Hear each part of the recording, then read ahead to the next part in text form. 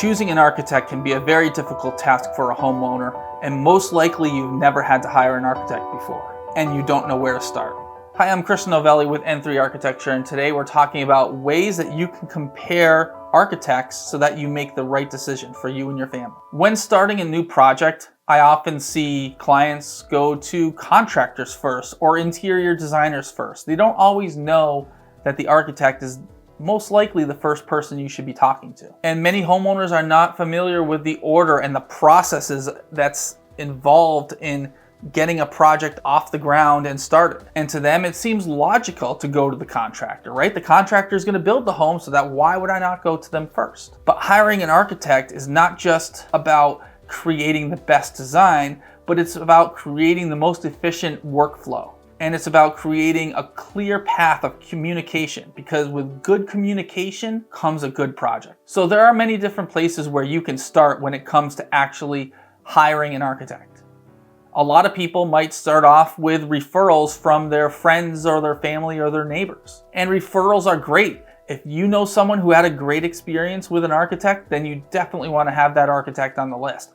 But I also want you to take referrals with a little bit of a grain of salt, because someone who spent a large amount of money on a professional service isn't necessarily going to talk bad about that service unless it was awful. So keep in mind that everyone's needs are different, everyone's personality is different. So just because an architect was the good fit for your cousin doesn't mean that that same architect's going to be a good fit for you.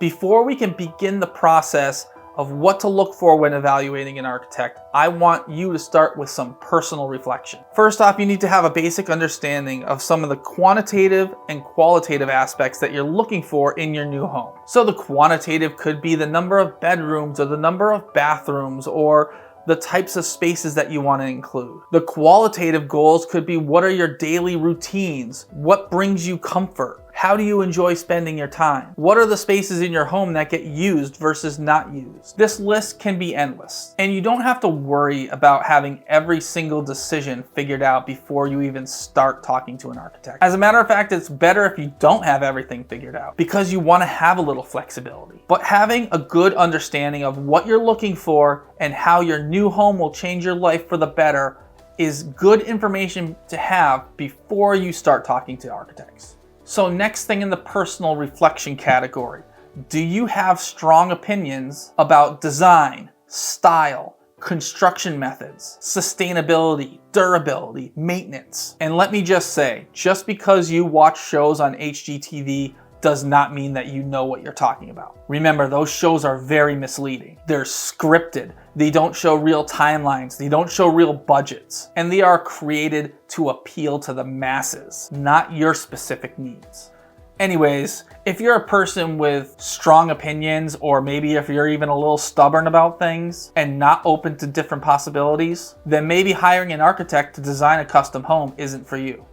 Maybe you'd be better off finding a spec home builder where you could choose between 3 different floor plans and then have a selection of standard finishes that you can choose from. The next question to ask yourself is, how much time are you willing to invest? Are you the type of person that's going to be all in and wants to have full involvement and be involved in all the decisions and all the planning and have lots of meetings and lots of coordination? Or are you the type of person who's really busy and just wants to be involved in the major decisions, and then you want someone else to worry about everything else without bothering you? Or maybe you fall somewhere in the middle. You see, knowing where you stand on these items will help you evaluate the level of service you need from your architect, or if you even need an architect at all. If you're still unsure, go check out my video on custom design versus production homes, what's best for your family. Another reason why it's important to know these things about yourself before you start the process of evaluating architects is because not all architects are equal. Not all architects are great designers. Not all architects have a strong knowledge of construction and construction methods. Not all architects will help you with interiors and finishes. Not all know the latest and greatest products and systems. Some only want to draw a basic permit set for you, while others like to detail every single inch of your home. Not all know how to properly evaluate and incorporate the site and the environmental conditions mixed with the way that you live in your house. Not all will show you 3D visualizations of the design so that you can better understand what you're looking at. You have to remember, it's not like you're shopping for a new TV where you can go to Target or Best Buy or Walmart or a local electronics store and compare and contrast the same product at different stores or similar products at different stores and make your decision based on cost. When hiring a service-based professional, the lowest cost is often the worst decision. Or maybe should I say the lowest cost will often give you the lowest level of service. And maybe that's fine. Maybe the low level of service is all you need. Or maybe you're the person who wants that higher level of service, that white glove concierge treatment. So now that you've completed a little bit of personal reflection and have a better understanding of your needs, you can use that information when evaluating potential architects. And as you start to look for an architect, you might be presented with hundreds of different options. And which one do you choose? The goal is to narrow it down to a couple, maybe 3, maybe 5 at the most, that you think would be a good fit. So to start that process, I recommend looking at architects within a certain distance of either the house that you're going to build or your current location. Keep in mind that you don't have to settle for an architect that's within that general location. I personally work on projects that are hundreds of miles away and spanning 4 different states. So if you come across an architect that you like, but they might be a little bit further away from you or your project, don't necessarily rule them out right from the start. With that said, it's good to have some sort of proximity to either you or to the project site so that they can have meetings and make site visits and just get out there and evaluate the site before the design happens. But with technology today, that's not always a deal breaker. The next thing you want to do is to start to narrow down by specialization. So you don't want an architect who designs airports to design your home. Not saying that they can't, but again, it's a different skill set designing a home versus designing an airport. Some architects may specialize in just 1 or 2 project types, while other architects may have experience in lots of different project types. And all of that is fine, but what I think you should do is stay away from the architects that have no experience in designing the type of project that you're going to take on. Using the airport example, I have never designed an airport. Could I design an airport? Yeah, I probably could design an airport. Would I know everything that goes into an airport? No, not necessarily. That doesn't mean that I can learn. But if someone's building a new airport, they're not going to go to someone like me who has never designed an airport before, right? That just wouldn't make good sense. So the same thing with you when you're designing a home. If you're designing a home, you don't want to hire an architect that only designs public schools or skyscrapers. So you've started with a big pool of architects, you've narrowed it down by location, you've narrowed it down by specialization. Now let's start to refine that a little further and let's start narrowing it down by design style. Look at the projects on that architect's website or social media. If you want a modern home, maybe you start to eliminate the architects that only design traditional styled homes. Or if you want a traditional styled home, maybe you start to eliminate the architects that only design modern homes. Or maybe you're unsure of what style home that you actually want. So maybe in that situation, you start to look at architects that have experience designing in multiple styles. I think that when you're looking at the style of work that the architect produces, it's equally important to look at the quality and the craft. Now, a lot of times the architect doesn't really have control over the quality of the final product. It's the contractor that's actually performing that work. But if you look at an architect's website and they have nothing but luxury homes and you have a budget of $300,000 for your home, then maybe the person designing the luxury homes isn't going to be a good fit for you. Or maybe it's the opposite. Maybe you want to create a high-end luxury home. And in that case, maybe the architects that only have experience designing $300,000 homes are not the right architects for you. So again, look at the architect's published work and does the quality that's represented relate to the type of financial investment that you're going to make? The next thing that you can do is read their blogs and their social media posts and the written text on their website. I'm not talking about just looking at the pictures. I'm talking about actually reading what they have wrote about their work. How do they talk about their projects? What is important to them? Is what's important to them the same thing that's important to you, or do you have different opinions? Does their messaging resonate with you, or does it turn you off and push you away? What are some of the things that they stand for as a professional? So by reading their written content, you can start to formulate an opinion on what type of professional they are. And again, it also matters if you stand for the same things. So finally, after all of that, hopefully you've narrowed it down to just a handful of architects. And at this point, you can start to reach out to them and possibly schedule a phone call or an interview or an in-person meeting and start to have a conversation with them. What you need to be looking for at this point is this a person that you think that you can talk to, that you can communicate openly with and have a good conversation, not just in the good and exciting times when you're going through the design, but what about the hard times when things go wrong, when the project's over budget, when there's a construction issue? Think about, is that a person that I can actually talk with? Because design and construction is hard, and if you can't openly communicate with the person that you've hired, then it's not going to be a good fit.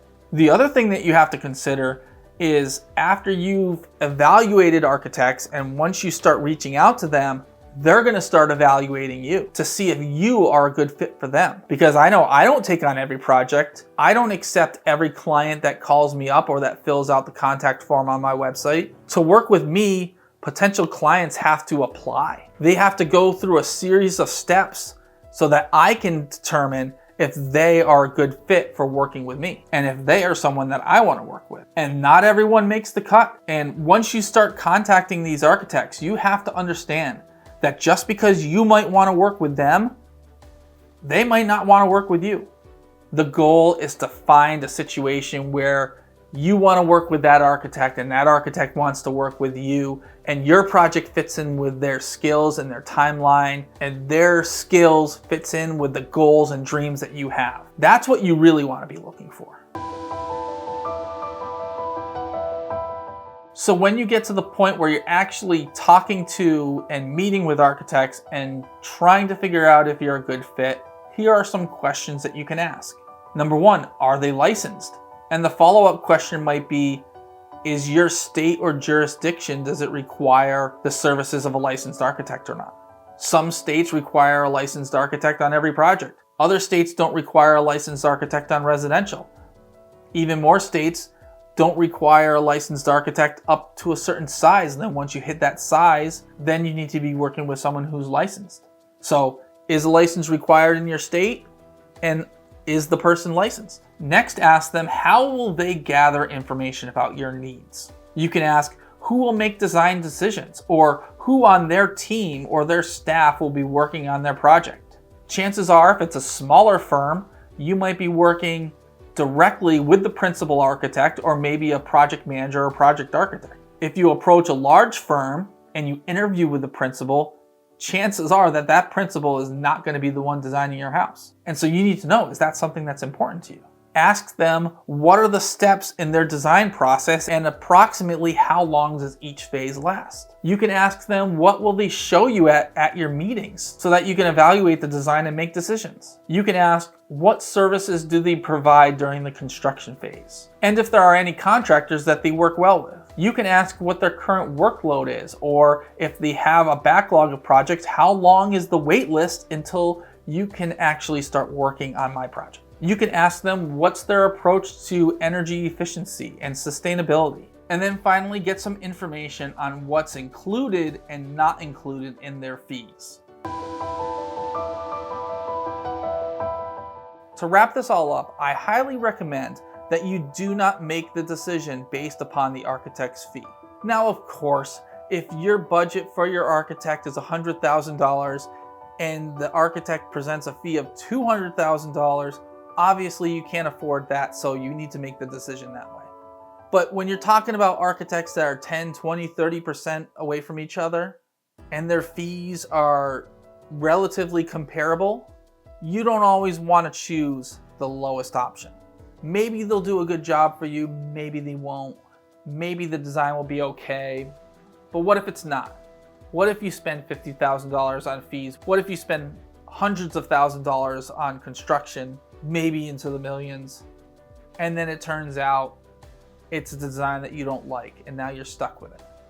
In that scenario, would saving a little bit on the initial upfront fee be worth it to you to have to live in something that doesn't work for you for the next 20 years or 10 years or however long you want to live in this new home?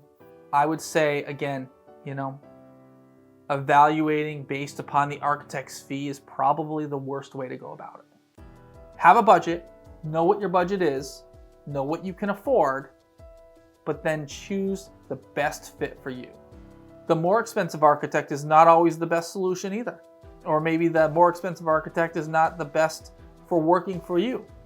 Know your needs, know what you want, find someone that you can communicate with, find someone with good experience, and find someone that wants to work with you as a team. Work with you, the engineers, the interior designers, the contractors, someone who thrives in that team situation. Because the smoother things go, the happier you'll be and the better the outcome. And all of that is more important than the architect's fee. I hope this helped you understand how you can compare architects and make the best decision for you. Thank you.